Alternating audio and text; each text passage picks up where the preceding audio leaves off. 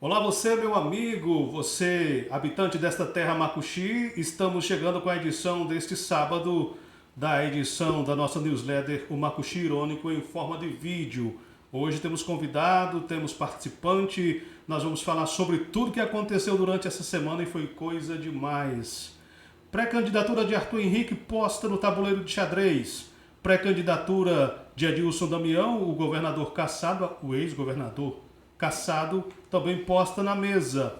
Confusão pelas bandas do TRE no que diz respeito à decisão de prazos. Não se sabe direito como será a eleição suplementar.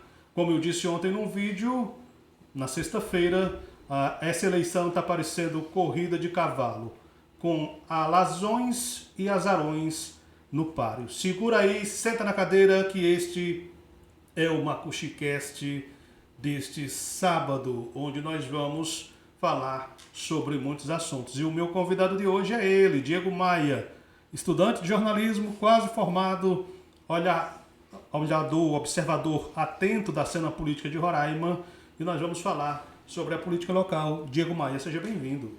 Obrigado, Valério. É uma honra aqui estar participando do seu podcast e estreando aqui o primeiro convidado para falar sobre política, que é um tema muito... eu posso dizer que é até divertido, Valério, falar de política em Roraima, que acontecem umas coisas tão diferentes do contexto nacional que a gente até se espanta e a gente traz aquela velha frase dita pelo roraimense, de um grande político que já passou por essas terras, que até boi voa. Estamos aqui. Você tocou nesse ponto, meu caro Diego, que eu estava falando esses dias que para digerir a política em Roraima, para suportar tudo, só tratando com humor e sarcasmo. E daí o motivo de ter nascido a newsletter O Macuxi Irônico, porque não dá, de outra forma, não dá para você suportar tanta coisa ao mesmo tempo. É muito acontecimento para um estado só. É muita coisa acontecendo, é muita puxada de tapete, é muita coisa de bastidor. É muita transformação, é muita surpresa. E seria trágico se não fosse cômico, né? Exatamente. Seria trágico se não fosse cômico. Então é sobre isso que nós vamos tratar. O que era só cogitação acabou virando realidade e Edilson Damião colocou aí a sua pré-candidatura endossada pela Federação União Brasil. O União Brasil de Antônio de Rueda e também do Progressistas de Irã Gonçalves se reuniram aí na quinta-feira, gravaram um vídeo, postaram nas redes sociais anunciando que Edilson Damião é pré-candidato ao governo não só na suplementar, mas também nas eleições gerais. Isso a revelia do que o TRE ainda vai decidir, porque a depender dos prazos de filiação, por exemplo, o Edilson Damião não poderia. Mas aí estão dizendo que é uma eleição atípica, que deve ser tratada com uma certa diferenciação e flexibilidade, para que candidatos como Arthur Henrique, por exemplo, que estaria inapto a participar por conta do prazo de desincompatibilização do cargo de prefeito, e Edilson Damião por conta do prazo de filiação partidária. Os dois acabaram se colocando como pré-candidatos. Um dia depois também de gravar vídeo com o presidente nacional do PL, o Valdemar da Costa Neto, o Arthur Henrique veio a público e disse que está predisposto a disputar a eleição para governo. Essa predisposição, leia-se vontade, desejo ardente de disputar. O que é que você pensa sobre isso, Diego? Bom, Valério, amigo, para bem da verdade, eu acho que é uma questão mais de ego do que de propriamente política, né? Essa é uma disputa de poder e misturada aí com a conveniência também do poder do judiciário, né? A gente sabe que há muitas maneiras de você interpor processos, recursos, embargos e todo aquele aparato jurídico que se é usado para fazer certas manobras. A gente acha que olhando não digo de cima, mas de uma maneira ampla, a gente pode observar que é uma questão mais de disputa de poder mesmo. Não é pelo bem de uma política de trabalho, voltada para que as coisas sejam resolvidas. Não, é espaço, poder. Bom, manutenção e conquista do poder. Manutenção e conquista do poder. Sobrevivência de grupos políticos. Econômicos, políticos e que a gente chama aí de estabelecimento. A gente tem um termozinho que a gente fala. Establishment. Bom, no caso de Roraima especificamente, nós estamos vivendo algo muito curioso. 2 grupos poderosos e fortes estão assim perguntando para onde é que eu vou, o que é que vai ser do meu futuro. Eu estou falando do grupo do ex-governador Antônio Denário, que foi cassado e tornado... Não foi cassado, ele saiu do poder antes porque sabia que ia ser cassado, mas foi tornado inelegível e quer concorrer ao Senado e diz que vai concorrer à base de recursos. E temos o grupo do Edilson Damião, né, que é um grupo só, inclusive essa pré-candidatura de Edilson Damião vai ser financiada, turbinada financeiramente pelo grupo de Denário, por Denário e pelo seu grupo de empresários aliados.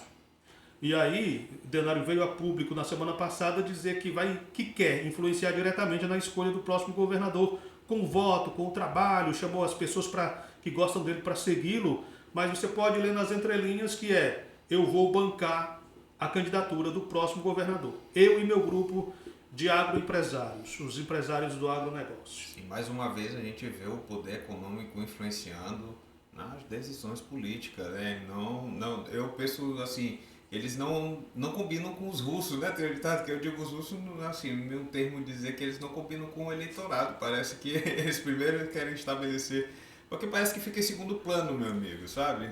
Volta ao vídeo que eu gravei ontem, Diego. Você vai falando e eu vou lembrando do que eu já falei. Uhum. Essa eleição suplementar está parecendo corrida de cavalo. Tem os alazões, os azarões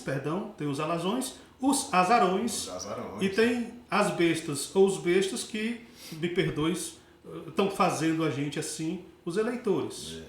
Se você não tiver cuidado, você vai acabar sendo enganado, vai ludibriado e vai chegar na última posição como um besta na corrida de cavalos.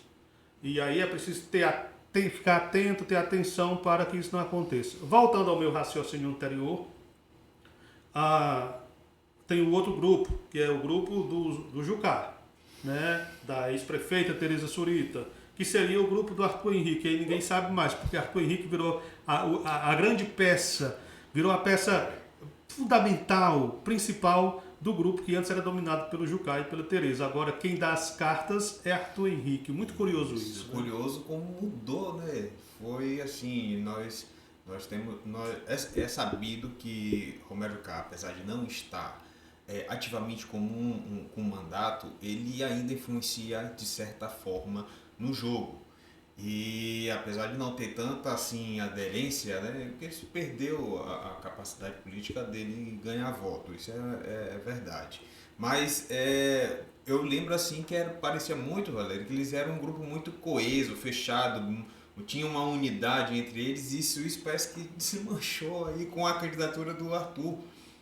Desmanchou e assim, o Edilson Damião veio a público, amparado pela Federação União Brasil, anunciar sua pré-candidatura, mas a carta na manga do grupo do Denário seria o Arthur. O Arthur. Se a candidatura de Edilson Damião não se viabilizar por algum motivo, apesar de ter sido anunciada, se ele ter sido anunciado como pré-candidato, se a candidatura no frigir dos ovos, decorridos os prazos eleitorais, se ela não se confirmar por algum impedimento e o Arthur ganhar condições de disputar, o Arthur é a carta na manga do grupo do Denário. Isso é o que corre nos bastidores. E aí é preciso que você fique atento, porque evidencia o que nós estamos dizendo aqui. Não é por você, não é pelo futuro de Roraima, é pela manutenção do poder e dos grupos políticos. Mas isso vale também para o Sampaio. O Sampaio assumiu o governo, inclusive cumprindo a determinação constitucional, porque está lá. Se o governador é cassado, quem assume na ordem sucessória é o presidente da Assembleia. Se houver algum impedimento, se o presidente da Assembleia tiver sido cassado, afastado, preso, que não foi o caso, aí assume o presidente do Tribunal de Justiça, até que se faça uma nova eleição. Como o deputado Soldado Sampaio, agora governador interino, estava no gozo perfeito dos seus direitos políticos, estava na presidência da Assembleia, de vento em popa, trabalhando, fazendo o seu trabalho parlamentar, foi cumprido o rito constitucional e ele assumiu o governo como interino. E claro, como todo político, sonha voos mais altos. E quem chega na cadeira do poder principal quer se manter lá. E Sampaio já está trabalhando, pensando em ganhar a eleição suplementar e se colocar já no jogo para a reeleição nas eleições de outubro. Já anunciou concurso público para os bombeiros, para a polícia militar, está fazendo as suas ações, mudou secretários,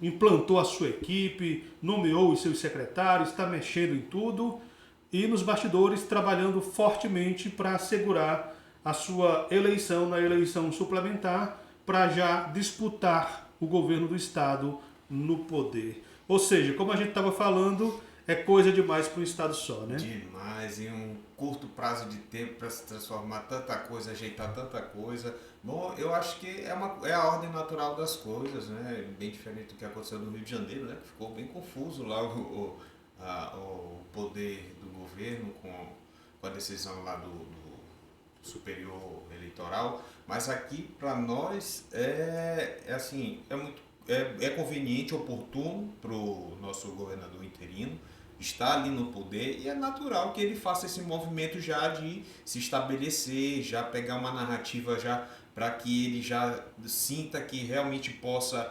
estar à frente dos seus adversários políticos e nada mais natural do que ele ter essa postura já de governador mesmo. Se vê uma naturalidade para que, até, eu acho que é uma questão também de narrativa para ajudar nos votos, né? na campanha dele. Ele tomar essas decisões já de querer fazer concurso, para já ir usando isso também para a sua própria campanha, para continuar na cadeira do governo. Eu acho até que é natural uma coisa. É natural, quem está no poder, como eu disse, quer se manter no poder, quem não está quer chegar, quando o assunto é política, a toada é essa. Essa edição da newsletter, o Marco Chirônico, vai chegar para você um pouco atrasado, porque eu já fiz 2 tentativas de gravação hoje, eu gosto de ser bem claro com quem me acompanha. Gravei 2 vezes, por algum motivo, nas 2 gravações o vídeo ficou sem áudio. É possível que tenha até chegado até você, eu peço 1000 perdões, tá? Daqui a pouco eu mando essa versão com áudio e com a participação especial do meu amigo Diego. E falando sobre isso, eu falava num dos vídeos que não deu certo porque não teve áudio, que todo mundo aqui em Roraima, todos os políticos, todas as lideranças partidárias estão andando com o Príncipe de Maquiavel embaixo do braço. Parece que está todo mundo lendo o Príncipe de Maquiavel. É verdade mesmo. Tá para o mesmo enredo, né? O mesmo enredo. As mesmas pegadas políticas. Sim, aquelas artimanhas. As mesmas artimanhas. Parece que todas as orientações ditadas por Maquiavel estão sendo postas em prática. Amigo, eu vou fazer eu acho que tem muito peso pro governador interino Sampaio a questão de ele fazer as promessas, né? Concurso, isso são coisas que pesam numa campanha. Olha, quem está na cadeira, quem está no poder, quem está com a máquina administrativa na mão, está na frente, por algum motivo. Agora, tem um número X, Y de variantes, né, de possibilidades. Porque todo mundo vai acompanhar o Denário. Uma coisa que eu tenho... vai acompanhar o Sampaio. Todo mundo vai acompanhar o Sampaio. Ou vai acompanhar o Denário na empreitada com Edilson Damião. Porque eu tenho observado uma coisa. Na Assembleia Legislativa, por exemplo, a maior parte dos deputados que debandaram para a União Brasil, o partido de Edilson Damião, eles não têm comparecido às sessões da Assembleia. Não compareciam quando o presidente... Né? não compareciam quando o presidente era Soldado Sampaio e não têm comparecido por algum motivo agora com a presidência do deputado, aliás, o meu abraço para o deputado Jorge Everton. Não tem comparecido. É como se eles não quisessem publicidade, eles estão recolhidos por algum motivo. Né? É a caoticidade do ambiente político. Né, eu imagino que é cautela, uma certa cautela que eles têm, porque como ainda ninguém está muito definido e ainda tem essa questão jurídica a ser decidida pelo TRE, que, para meu ver, prejudica muito, né? Eu não sei, deve ter os motivos para que essas decisões, essas resoluções sejam emitidas, para que se dê já, olha, a regra do jogo vai ser essa, né? Mas a gente sabe que pelos bastidores há uma movimentação muito grande, tem partidos políticos que estão colocando mandatos de segurança e embargos, aquelas coisas todas, isso tem atrapalhado bastante. Eu acho que isso tem respingado dentro da Assembleia e isso vai dando, eles vão ficando com uma certa cautela se a gente vai ainda ser oposição, se vai ser, né, se a gente vai apoiar fulano de tal, cicrano, e aí tem essa figura do Arthur, que era o outro ponto que eu queria aqui trazer novamente, é o desgaste que está se tendo com a figura do Arthur, porque ele tem um capital político bom, mas assim parece que fica assim no meio do muro, fica redesenhando, né? Eu vou além. No anúncio ou no vídeo gravado com o Valdemar da Costa Neto, em que o Valdemar quase que exigia, quase que implorava para que o Arthur fosse candidato ao governo, eu senti o Arthur constrangido. E eu vou dizer por quê. Senti o Arthur constrangido porque Valdemar da Costa Neto é uma das figuras mais questionáveis da República. Não obstante o seu poder político, de ser presidente talvez do maior ou de os maiores partidos do Brasil. Muita força, né? Tem muita força, tem muita influência e tem muito dinheiro do fundo partidário em jogo, mas ele é aquela figura controversa, era esse adjetivo que eu estava procurando na mente, que já foi alvo da Polícia Federal, já foi preso, já teve envolvido em escândalos. Você pesquise no Google, dê um Google aí, ou na sua inteligência artificial preferida, que agora também são buscadores, sobre Valdemar da Costa Neto, presidente do PL, operações da PF, investigações da PF. Você vai encontrar muita coisa, muita coisa. Ou seja, é uma figura extremamente controversa. E eu senti o Arthur Henrique, posso estar enganado, mas o vídeo, vejam o vídeo novamente e prestem atenção na fisionomia, na forma como o Arthur se comporta. Bom, tem uma certa percepção para ver, nem todo mundo percebe, porque tem a questão da estética roteirizada e aí às vezes essa parte de você perceber o constrangimento passa despercebido por conta desse ensaio, né? Mas é esse desgaste que eu tô querendo trazer, dele ficar se colocando, aí vai ter que buscar, tem as figuras do Flávio Bolsonaro, aí tem ele já querendo compor com outros personagens antagônicos, entendeu? Isso parece-me, não tenho certeza, não sou especialista político, mas parece que vai desgastando a imagem dele nesse percurso, entendeu? E aí fica esses assédios dos partidos, não, se o nosso plano B é que se não der certo com o que já está aqui, vamos comprar o fulano de tal, vamos trazer ele a todo custo. Né? E aí tem a outra questão. É uma ponta da direita, porque a direita tem várias pontas. É uma estrela de muitas pontas. Uhum. Na outra ponta da direita tem a Federação União Brasil Progressistas, cujo principal cabeça é Antônio de Rueda, que ontem eu chamei de Mr. Master. Por que Mr. Master? Porque ele está implicado no caso Master, até o pescoço. Até o pescoço. Ou seja, dois nomes de peso que querem disputar as eleições em Roraima estão amparados. Tem como alicerce duas figuras controversas da República. De um lado, o Valdemar da Costa Neto, o todo-poderoso do PL. Do outro, Antônio de Rueda, o Mr. Master do União Brasil. Ou seja, o negócio não está muito bom. Do ponto de vista ético e moral, o negócio pega. Se o eleitor for prestar atenção nos detalhes, na base, vai começar a fazer questionamentos. e muitos. E aí o castelo vai começar a ruir. E o castelo começa a ruir. E aí tem essa outra nuance que você tocou, que eu toquei antes. Arthur Henrique, ele é o plano B do Denário, do grupo do Denário. Se Damião não der certo, o Arthur Henrique. Eu vou fazer uma questão aqui, trazer uma reflexão, amigo Valério. Você imagina que o Damião, se não tivesse esse apoio, ele teria capacidade para seguir com uma candidatura? Se ele não tivesse esse apoio, digo, do grupo que ele tem agora, você acha que ele teria capacidade? Seria muito difícil. Muito difícil. O que beneficia o Damião? O grupo gigantesco, financeiramente falando, do qual ele faz parte, e o fato dele ter escolhido ir para a União Brasil, que hoje me parece é o maior partido da República. Tem a maior parte do bolo partidário, do fundo partidário. Nós estamos falando de 5 bilhões de reais. Né? É muito dinheiro. A maior parte desses 5 bilhões estão nas mãos do União Brasil. Do União Brasil. Amigo Valério, e também do Partido Liberal, do PL.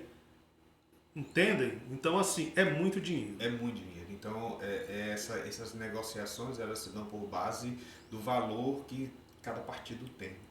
Então, a depender de cada valor que o partido tem, sobrepõe qualquer outro tipo de política. Né? Então, a gente fica aí à mercê da decisão dos que estão lá no comando, praticamente. E aí a gente fica quase sem opção, vamos dizer assim. Vamos dizer assim que se eles decidem que os candidatos sejam esse, porque a verdade é essa. Se tiver alguém proeminente que tenha uma capacidade de querer se candidatar, uma capacidade política e social, e se ele tiver a capacidade, os próprios caciques já digam, não, isso aqui não, entendeu? Vamos os nossos aqui primeiro e... Tem tudo isso. É um ambiente cheio de nuances. Hostil. Difícil, um mar revolto. Eu tenho chamado de um mar de incertezas. Nós estamos nadando de braçada, já cansados, já sem forças, num mar de incertezas. Esperando que Jesus venha andando sobre as águas para salvar, para ver se traz algum salvamento para esta terra Macuxi. Nós estamos a 22 minutos, eu vou para o último tópico para ser rápido e a gente encerrar. Exatamente agora falando sobre o TRE. O TRE não vai aparecer a gente, a menos que você faça um pouquinho para lá, eu acho, não vai. Aqui agora. O TRE tá desse jeito aí, uma confusão só, porque o Tribunal Superior Eleitoral pediu do TRE que sinalizasse se tem ou não condições, se teria ou não condições de realizar uma eleição direta, e em não tendo condições informasse a Corte Superior em Brasília para que fosse decidido da possibilidade de uma eleição indireta. De afogadilho, muito rapidamente, o TRE respondeu dizendo que tem sim condições de realizar uma eleição direta. E agora nós estamos vendo aí que pode haver expertise, e há expertise por parte do TRE, seus membros, seus funcionários, servidores, juízes, mas do ponto de vista de logística, de tempo hábil, de calendário, acho que não se levou em consideração já são 9 ações questionando a eleição indireta, a forma de quem pode ou não participar, o calendário, as resoluções, pedindo flexibilização, enfim, 9 ações estão tramitando no TRE. Tudo isso para um prazo diminuto. A eleição deve acontecer em 21 de junho. Nós estamos a 9 de maio. Tem pouco mais de um mês. Pouco mais de um mês. É muito pouco tempo. Aí, como se não bastasse isso, nessa semana, no meio da semana, o juiz Allan Kardec, o juiz eleitoral, apresentou uma decisão, uma liminar, suspendendo os prazos eleitorais, inclusive para as convenções, aí implicou em registro de candidatura e etc. Todo o calendário eleitoral foi derrubado como um jogo de dominó. E aí ontem ele voltou atrás e anulou a própria decisão. E o TRE foi complementando, suspendeu o julgamento da liminar e parou tudo. Nesse campo aí jurídico confuso, a juíza Joana Sarmento manifestou seu voto pela realização da eleição indireta, considerando, na opinião dela, que seria menos oneroso, ou seja, não gastaria milhões de reais para realizar uma eleição para um mandato tampão muito curto, não se mobilizaria toda uma logística, uma estrutura no estado inteiro, inclusive tendo que acessar comunidades ribeirinhas e comunidades indígenas remotas para levar as urnas eletrônicas nesse período chuvoso que dificulta muito o acesso. E ela está certíssima quanto a isso. Ela e mais um juiz pensam assim. O próprio Allan Kardec e um outro juiz cujo nome me foge agora defendem a eleição direta, ou seja, está 2-2. 2-2, ou seja, a corte está absolutamente dividida. E por isso que eu criei essa imagem da confusão, da incerteza que para, inclusive, na corte eleitoral. Como a gente estava dizendo, é muita coisa para um estado só, né? Eu penso assim, não é falta de capacidade técnica, jamais, porque o pessoal lá na TRE, eles são altamente qualificados. E aí digo mais uma vez, é a questão do poder político influenciado. Esse tanto de intervenções, mandatos, essas coisas, eles têm uma dupla função. Uma de retardar, porque muitos, essa é uma opinião minha, que eu acho que o ideal para esse momento é a indireta, Valério. Não é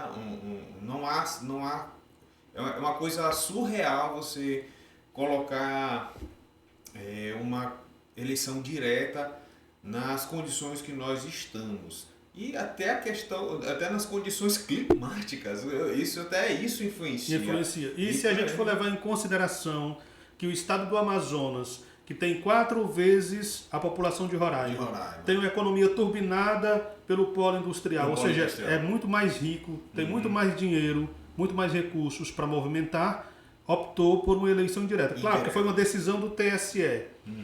E eu fico me perguntando por que os ministros do TSE já não deliberaram para que fosse indireta aqui também. Aliás, tinha, na minha opinião, 2 possibilidades. Uma, eleição indireta para que fosse escolhido pelos deputados estaduais, a exemplo do Amazonas. E poderia pegar exatamente o exemplo do Amazonas, que é o estado vizinho.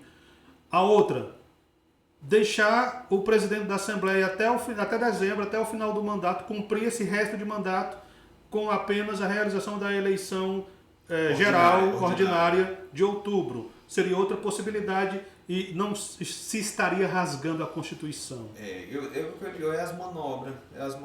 O pessoal tem de algum jeito fazer uma manobra para poder ver se divide e fazer isso num balcão de negócio. E nesse caso o TRE tem um papel fundamental. E se você for pelos bastidores, duplo. Um papel duplo. Enquanto ele organiza e regulamenta o pleito, ele também é a corte que vai decidir os destinos. A partir das ações que chegarem até lá. E isso implica poder. Implica poder. Você ter o poder de deliberar sobre o futuro político de um Estado. Permite ou não permite candidatura. Caça ou não caça deputado ou governador. É muito importante. E os membros do TRE, logicamente, sabem disso e capitalizam isso muito bem. Capitalizam no sentido de trazer para si a responsabilidade, protagonizar e estar ali como instância decisória. Tu falou sobre a decisão do TSE em relação a de dar decisão no Amazonas de indireta. Roraima ele não tem assim uma expressão política de voto tão grande, imagino eu que tenha sido por isso. Tantos votos, a porcentagem é tanta, deixa que eles se decidem por lá, porque não faz tanta diferença na composição nacional. Eu imagino que seja isso.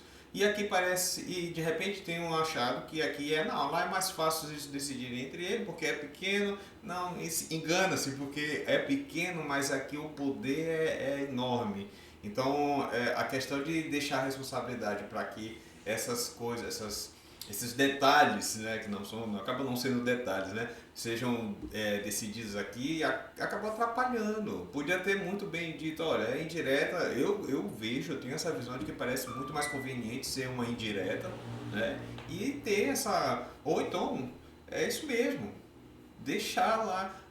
Já não está numa situação atípica, por que não deixar então logo lá o Jorge Everton. O deputado Jorge Everton já está lá, deixa se no decorrer até, tem um lapso temporal, nós temos aí de quanto? Estamos em maio? Mas 7 meses. 7 meses, então, oxe, o que a gente vai fazer com uma suplementar, uma ordinária?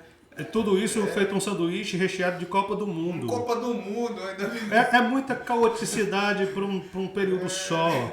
E assim, não é questão, não temos preferência. A gente fica analisando, vou voltar a citar a gravação que não deu certo, e eu falei lá. Quando muda o governo, quando fica esse ambiente de caos, de incerteza, todo mundo sofre. Todo mundo. Cargos comissionados são os primeiros. Rodaram muitos, perderam o emprego, ficaram com as mãos na cabeça. Muitas famílias. Perderam seus, né? Quem ocupava cargo de primeiro escalão, que tinha um salário X e já tinha um orçamento já programado ali, acabou sendo mudado, porque cada governante tem a sua equipe, e isso é legítimo, aí muda a vida dessas pessoas. Traz incerteza para o servidor público que fica se perguntando se as políticas continuam ou não continuam, vai ter, enfim. As progressões vão ser pagas, não vão ser pagas, todo mundo esperando isso. A questão dos concursos públicos da Assembleia, eu perguntei do Jorge Everton se o concurso estava mantido e alguém comentou, que pergunta idiota. Não é pergunta idiota não, é porque muda a cabeça, pode mudar as intenções, pode mudar as decisões.